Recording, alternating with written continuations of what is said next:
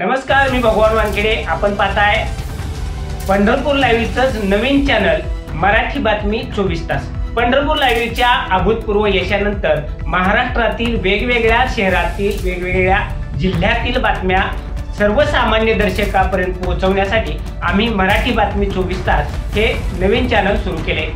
आता या चॅनलवर आपल्याला वेगवेगळ्या बातम्या पाहता येणार आहेत. हे चॅनल आपण नक्की सबस्क्राइब करा आणि बेल आयकॉनवर क्लिक करा ही तुम्हाला विनंती. हल्ली तरुणाईला बिघडवण्याचं कुकर्म काही समाजविघातक मंडळी करत आहेत.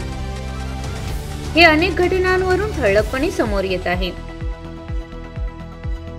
असाच एक खळबळजनक प्रकार सोलापूर जिल्ह्यात घडलाय. 3.5 एकर जमीन विकून आलेल्या मोबदल्यातील 78 लाख रुपये तरुणाने ऑनलाईन चक्री गेम मध्ये गमावलेत.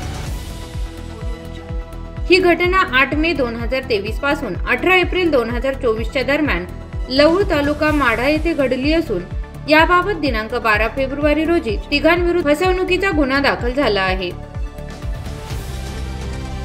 याबाबत बालाजी विष्णू खरे यांनी फिर्याद दिली.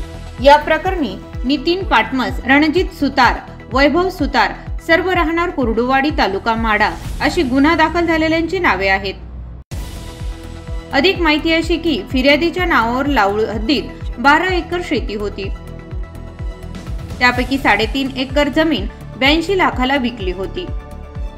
मागील 1 वर्षांपूर्वी फिर्यादीच्या गावातील एसटी स्टँडच्या झाडाखाली काही लोक व मुले ऑनलाईन गेम खेळत असल्याचे फिर्यादीने पाहिले होते. यातूनच आरोपीची ओळख झाली होती. त्यावरून त्याने फिर्यादीच्या मोबाईलवर ऑनलाईन चक्री गेमचे ॲप डाउनलोड करून दिले.